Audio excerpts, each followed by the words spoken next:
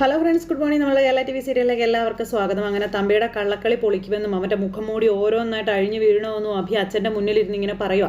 ജാനകിയുടെ അമ്മയെ രംഗത്ത് കൊണ്ടുവന്ന് കാലം ഒരു കണക്ക് പുസ്തകമാണെന്നും എൻ്റെ അച്ഛൻ ആരായിരുന്നു എന്നുള്ളത് തമ്പി അറിയണമെന്നും അച്ഛനെ അകറ്റി നിർത്തിയിരുന്നവരൊക്കെ അച്ഛൻ്റെ വില അറിയണമെന്ന കാര്യവും അഭി പറഞ്ഞു കൊടുക്കുക കേട്ടോ അച്ഛനോട്.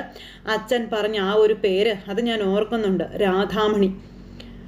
വാര്യത്തെ കുട്ടി ആയതുകൊണ്ട് രാധാമണി വാരസ്യാരെന്നും പറഞ്ഞ് നമ്മുടെ അഭി ഇങ്ങനെ അച്ഛനോട് പറയുന്നു. ഇതൊക്കെ കേട്ട് അദ്ദേഹം ഇങ്ങനെ ഇരിക്കുക. പിന്നെ ഡീറ്റെയിലുകളെല്ലാം പറഞ്ഞു കൊടുക്കുവാണ്. അച്ഛൻ എൻ്റെ കൂടെ ഉണ്ടാവണം, ഞാൻ അച്ഛനെ സഹായിക്കാം, പഴയ ഫയലുകളൊക്കെ എവിടെ ഇരിക്കുന്നതെന്ന് അച്ഛനൊന്ന് പറഞ്ഞു തന്നാൽ മാത്രം മതിയെന്നൊക്കെ പറഞ്ഞു.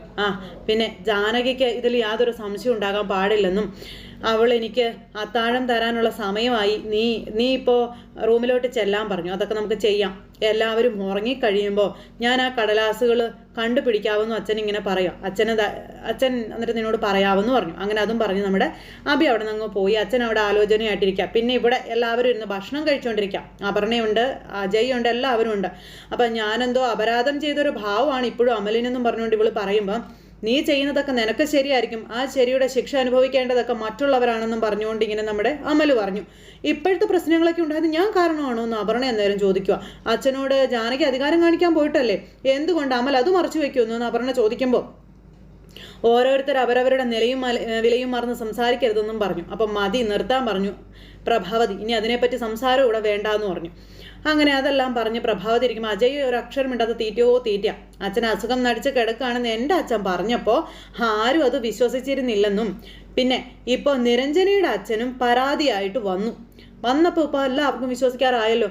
അങ്ങനെ പറയുന്നത് രണ്ടുപേരും ചേർന്നുള്ളൊരു ഒത്തുകളിയായിട്ടാണ് എനിക്ക് ഇപ്പോഴും തോന്നുന്നതെന്ന് അജയ് പറയാം. ഞാനത് വിശ്വസിക്കാനും തയ്യാറല്ല എന്ന്. അപ്പോഴേക്കും അഭി അങ്ങോട്ടേക്ക് വരിക.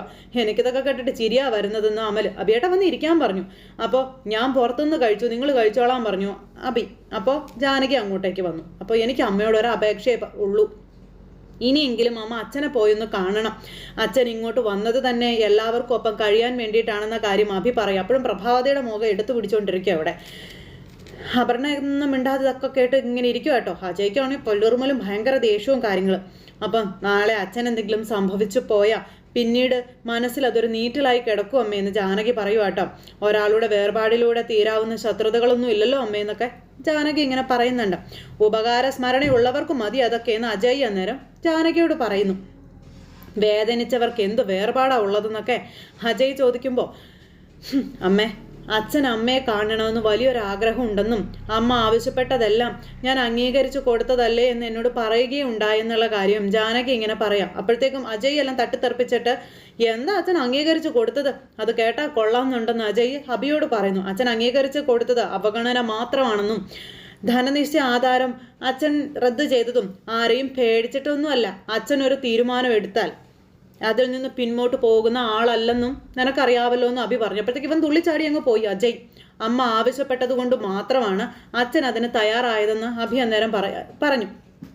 അമ്മ ഷെയർ ചെയ്യാൻ ആവശ്യപ്പെട്ടപ്പോൾ അച്ഛൻ അതും ചെയ്തില്ലേ എന്ന് ചോദിച്ചു. പിന്നെ എന്നും പറഞ്ഞുകൊണ്ട് അപർണ അന്നേരം അവിടെ ഇരിക്കും കേട്ടോ.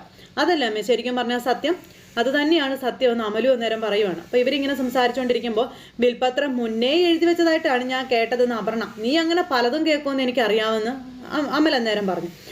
അമ്മയ്ക്ക് പിന്നെ പറയാനുള്ളത് സ്വത്തിലെ തുല്യ അവകാശത്തെ പറ്റിയാണ്. മുത്തശ്ശി പറഞ്ഞുണ്ടാക്കിയ കഥയാണെന്ന് പിന്നീട് അത് വ്യക്തമാവുകയും ചെയ്തതല്ലേ.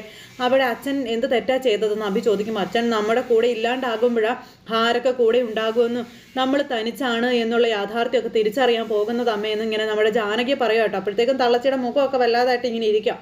ഒന്ന് കണ്ട് സംസാരിച്ചാൽ തീരാവുന്ന പ്രശ്നങ്ങൾ മാത്രമേ ഉള്ളൂ. മക്കൾ കാണുന്നതിന് മുന്നേ അച്ഛനെ കണ്ടതും അമ്മ തന്നെയല്ലേ എന്നൊക്കെ ജാനകി ചോദിക്കുന്നുണ്ട് കേട്ടോ.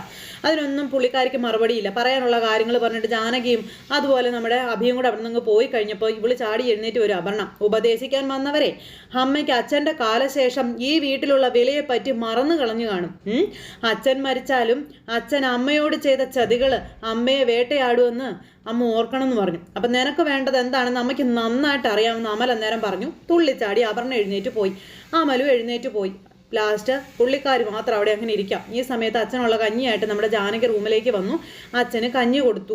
അപ്പോൾ കഞ്ഞി കുടിക്കാൻ പറഞ്ഞപ്പോൾ എനിക്ക് വേണ്ടാന്ന് പറഞ്ഞു. അച്ഛൻ എന്താ ഈ പറയുന്നത്, ടാബ്ലറ്റ് കഴിക്കാനുള്ളതാ, കഴിക്കാതെ പറ്റില്ല, അതിനൊരു സമയമുണ്ട്, കഴിക്കണമെന്ന് പറഞ്ഞു ജാനകി വഴക്ക് പറയും അച്ഛനെ. നിർബന്ധിച്ച് എന്നിട്ട് അച്ഛന് കഞ്ഞി വാരി കൊടുക്കുക. ദേ ഇങ്ങനെ ഇവിടെ ഇങ്ങനെ കിടന്നാൽ പറ്റത്തില്ല, എത്രയും പെട്ടെന്ന് അച്ഛൻ ആയുർവേദ ട്രീറ്റ്മെൻറ്റിന് പോകണം. അവിടുന്ന് പോരുമ്പോൾ അച്ഛൻ വാക്കറിൽ കുറേശ്ശെ നടന്നാൽ മതിയെന്ന് പറഞ്ഞു. നടക്കണമെന്ന് തോന്നിയാലേ ഞാൻ നേരെ ഇവിടെ നിന്ന് ഇറങ്ങി ഹാളിലേക്ക് ചെന്ന് അങ്ങ് നിൽക്കുമെന്ന് അച്ഛൻ പറഞ്ഞു. അന്നേരം അതിന് ഞാനെന്തിനു നാണിക്കണമെന്ന് അച്ഛൻ ഇങ്ങനെ പറയപ്പോൾ ജാനകി ഇങ്ങനെ ഇരിക്കുക. പിന്നെ എൻ്റെ ഈ നാടകത്തിന് നീയും അഭിയും കൂട്ടു നിന്നു എന്നുള്ളൊരു അപവാദം വരും. അതുണ്ടാകാതിരിക്കാനാണ് മോളെ ഞാൻ ശ്രമിക്കുന്നതെന്ന് അന്നേരം അച്ഛൻ ജാനകിയോട് പറയും കേട്ടോ. ശരി, നീ പറയുന്നത് പോലെ തന്നെ ഞാൻ ചെയ്തോളാവെന്ന് പറഞ്ഞു. അതിനുശേഷം പിന്നെ ജാനകി ഇവർ മാറി ജീവിക്കുന്നതിനെ പറ്റിയുള്ള കാര്യം പറഞ്ഞു. അച്ഛനെ ഓർത്താണ് ഞങ്ങൾ ഇന്നും ഇവിടെ കടിച്ചു തൂങ്ങുന്നത്. അച്ഛൻ ഞങ്ങളുടെ കൂടെ വന്നു കഴിഞ്ഞാൽ ഉറപ്പായും ഞങ്ങൾ വേറെ മാറി താമസിക്കുമെന്ന് ഇങ്ങനെ പറയുവാണ്. അപ്പോൾ അച്ഛൻ പറഞ്ഞു എനിക്ക് സമ്മതമാണ്, നമുക്ക് പൊന്നുമോളെയും കൂട്ടിക്കൊണ്ട് നമുക്ക് ജാനകിക്കും അഭിക്കും അച്ഛനും കൂടെ ചേർന്ന് മാറി താമസിക്കാം. എനിക്ക് നിങ്ങളുടെ കൂടെ കുറച്ച് നാൾ കൂടി ജീവിക്കണമെന്നുള്ളൊരാഗ്രഹം മനസ്സിലുണ്ടാകുകയാണ് എന്ന് പറഞ്ഞു. അപ്പോൾ അച്ഛൻ അങ്ങനെ ഒരു തീരുമാനം എടുത്താൽ അതിനേക്കാളും വലിയൊരു സന്തോഷം. പിന്നെ ഞങ്ങളുടെ ജീവിതത്തിൽ വേറെ എന്താ അച്ഛൻ ഉള്ളത്? ആരും ഈ വീട് വിട്ടു പോകാതിരിക്കാൻ വിൽപ്പത്രം എഴുതിയ ആളാ. എന്നിട്ട് ആദ്യം ഇവിടുന്ന് ഇറങ്ങാൻ പോവാണോന്ന് ചോദിച്ചു. എൻ്റെ മരണം വരെ എല്ലാവരും ഈ വീട്ടിലുണ്ടാകണമെന്ന് ഞാൻ പറഞ്ഞായിരുന്നു. ഞാൻ തന്നെ അത് തെറ്റിക്കുകയാണെന്നൊക്കെ അച്ഛൻ അന്നേരം ഇങ്ങനെ പറയാട്ടോ. അങ്ങനെ അതും പറഞ്ഞ് മുഖാമുഖം കണ്ടിട്ട് മിണ്ടാതിയും മുറി അടച്ചിരുന്നും എത്ര കാലം എന്ന് വെച്ചാൽ ഇങ്ങനെ ഇരിക്കുന്നത്? എന്തിനാ മക്കളെ ഇങ്ങനെ വീർപ്പ് മുട്ടുന്നത്? അതിൻ്റെ ആവശ്യമുണ്ടോയെന്ന് ചോദിച്ചു. അത് അച്ഛൻ ആഗ്രഹിച്ചതുപോലെ ഒരു കുടുംബാന്തരീക്ഷം അല്ല മോളെ. അച്ഛൻ ആഗ്രഹിച്ച കുടുംബാന്തരീക്ഷം ഇനി ഒരിക്കലും ഇവിടെ ഉണ്ടാകില്ലെന്നും അച്ഛൻ അറിയാമെന്നും ജാനകിയോട് അദ്ദേഹം ഇങ്ങനെ പറഞ്ഞു കേട്ടോ. മൊത്തത്തിൽ അമ്മയ്ക്കൊരു മാറ്റം വന്നതുപോലെയൊക്കെ എനിക്ക് തോന്നുന്നുണ്ട് അച്ഛാ.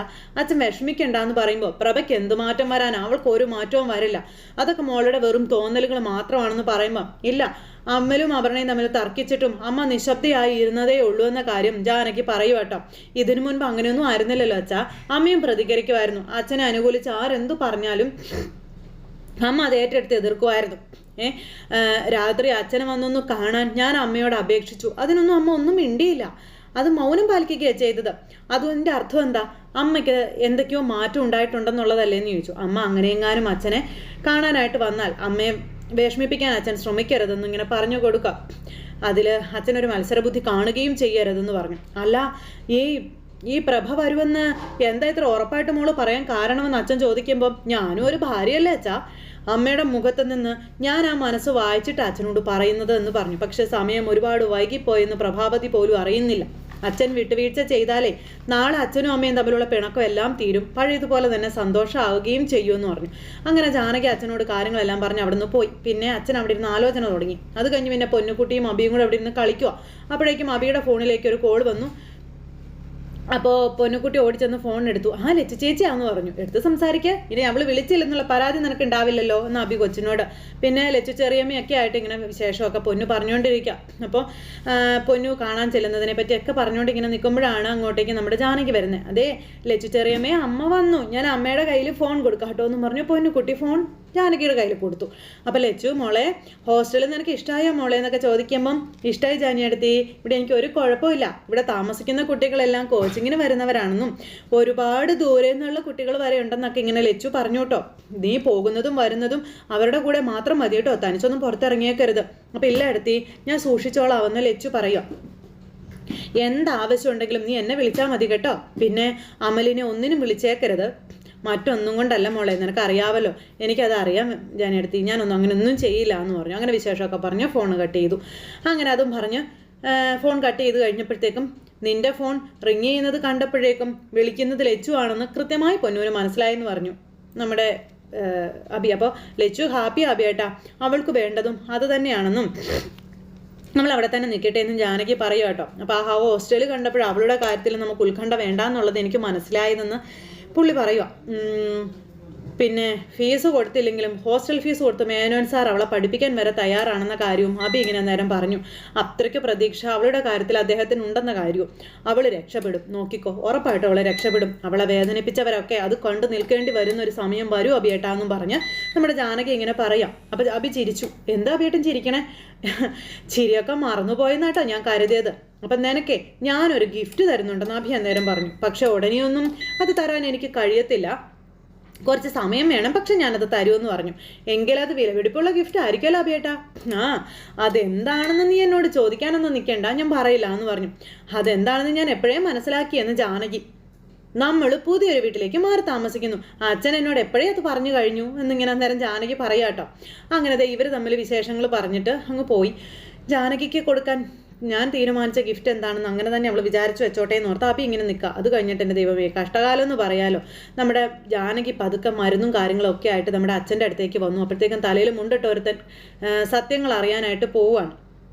അച്ഛൻ എഴുന്നേറ്റു. ജാനകി പറഞ്ഞ കാര്യങ്ങളെല്ലാം ആലോചിച്ച് അദ്ദേഹം പാവം എഴുന്നേറ്റ് ഈ കിടപ്പിന് കിടന്നാൽ ശരിയാവില്ല, പ്രഭ എന്നെ കാണാൻ എപ്പോൾ വരും എന്നൊക്കെയുള്ള ഇതിൽ നിൽക്കുക. അപ്പോൾ എന്തായാലും അവളെ എനിക്കൊന്ന് കാണണം, വിളിച്ചുണർത്താൻ പറ്റിയില്ലെങ്കിലും അവളെ ഒന്ന് കണ്ടിട്ട് പോരാലോ എന്ന് പറഞ്ഞുകൊണ്ട് പാവം എഴുന്നേറ്റ് പോവുക. ഭാര്യയെ കാണും. കഷ്ടകാലത്തിന് അജയ് എന്ന് പറയണ ആ കാലൻ അതിൽ ഇറങ്ങി വരുമായിരുന്നു. അച്ഛൻ ഈ നടന്നു വരുന്നത് ഇവൻ കാണുകയും ചെയ്തു. അങ്ങനെ അച്ഛനെ ഇവൻ കണ്ട് ഇവൻ വായും പൊളിച്ച് ഇങ്ങനെ നിൽക്കുന്നിട്ട് ഒളിച്ച് നിന്ന് അച്ഛൻ്റെ ഓരോ ചലനങ്ങളും ഇവൻ ശ്രദ്ധിക്കുകയാണ്. ആ സമയം കൊണ്ട് അച്ഛൻ പതുക്കെ എഴുന്നേറ്റ് അമ്മയുടെ മുറിയിലേക്ക് പോവുക. അച്ഛൻ അമ്മയുടെ മുറിയിലേക്കാണല്ലോ പോകുന്നതെന്നും പറഞ്ഞുകൊണ്ട് ഇവൻ ഇതെല്ലാം നോക്കിക്കൊണ്ട് ഇങ്ങനെ നിൽക്കുക കേട്ടോ. എന്നിട്ട് ഇവൻ പതുക്കെ ഫോണിൽ ഇത് മുഴുവൻ റെക്കോർഡ് ചെയ്യാനായിട്ട് തീരുമാനിച്ചു. അച്ഛൻ അന്നേരം പതുക്കെ പ്രഭാവതിയുടെ മുറിയുടെ അവിടെ വന്ന് അച്ഛനെ വാതിൽ തുറന്ന് അച്ഛൻ ഈ തളയെ കണ്ടുകൊണ്ട് നിൽക്കുന്ന സമയത്ത് ഇവൻ പുറകിൽ കൂടെ വന്നത് മുഴുവൻ റെക്കോർഡ് ചെയ്തു. അദ്ദേഹം ആണെങ്കിലും മുറിയിൽ കയറി വന്ന് പ്രഭാവതിയുടെ അടുത്തിരിക്കുവാണ്. ഈ ദുഷ്ടൻ അവിടെ ഇതെല്ലാം കണ്ടും കേട്ടും ഇങ്ങനെ നിൽക്കുക. അങ്ങനെ വിളിച്ചുണർത്താതെ അടുത്ത് വന്ന് ഭാര്യയെ കണ്ട്, ഞാൻ നിന്നോട് ഇതൊക്കെ ചെയ്തത് മനഃപൂർവ്വമല്ല, നിന്റെ സ്നേഹം എനിക്ക് തിരിച്ചു കിട്ടാൻ വേണ്ടിയിട്ടാണെന്നൊക്കെ പറഞ്ഞുകൊണ്ട് അച്ഛൻ ഇങ്ങനെ പറയുമ്പോൾ ഇവരിതെല്ലാം കണ്ട് ഇങ്ങനെ നേരെ അച്ഛൻ്റെ മുറിയിലേക്ക് അതായത് പ്രഭാവതിയുടെ മുറിയിലേക്ക് ചെല്ലുക, അദ്ദേഹത്തിന് കയ്യോടെ പിടികൂടാനായിട്ട്. അപ്പോൾ അങ്ങനെ ഒരു സിറ്റുവേഷനിൽ എന്തും സംഭവിക്കാമെന്നുള്ളൊരു സാഹചര്യത്തിലാണ് ഇന്നത്തെ നമ്മുടെ കഥ ഇവിടെ അവസാനിച്ചിട്ടുള്ളത്. അപ്പോൾ എല്ലാവരും കാത്തിരുന്ന് കാണണോട്ടോ ഇനി എന്ത് ദുരന്തമൊക്കെയാണ് സംഭവിക്കാൻ പോകുന്നതെന്ന്. അപ്പോൾ എല്ലാവർക്കും ഒരിക്കൽ കൂടി നല്ലൊരു ദിവസം ആശംസിക്കുകയാണ്. പക്ഷേ ഈ ജീവിതത്തിൽ ഏറ്റവും വലിയ നഷ്ടം സംഭവിച്ചിരിക്കുന്നത് പ്രഭാവതിക്കാണ്. മനസ്സലിഞ്ഞ് ഭർത്താവിനോടുള്ള ഇഷ്ടമൊക്കെ തുടങ്ങി വന്നപ്പോഴത്തേക്കും മകൻ അച്ഛനെ ഇല്ലാണ്ടാക്കി കളയുന്ന ഒരു വിശേഷമാണ് ഇനി അങ്ങോട്ടേക്ക് നമുക്ക് കാണാനുള്ളത്. അപ്പോൾ ആരും തന്നെ മിസ് ചെയ്ത് കളയാതെ എല്ലാവരും കാത്തിരുന്ന് കാണണം കേട്ടോ. എല്ലാവർക്കും നല്ലൊരു ദിവസം ആശംസിക്കുകയാണേ. എല്ലാവരും തരുന്ന സപ്പോർട്ടിനും സ്നേഹത്തിനും ഒരുപാട് നന്ദി ഹൃദയത്തിൻ്റെ ഭാഷയിൽ അറിയിക്കുകയാണ്. അടുത്ത സൂപ്പർ ഹിറ്റ് കഥകളുമായി കാണുന്നത് വരെ എല്ലാവർക്കും നന്ദി. So again take care. Bye bye. Tata.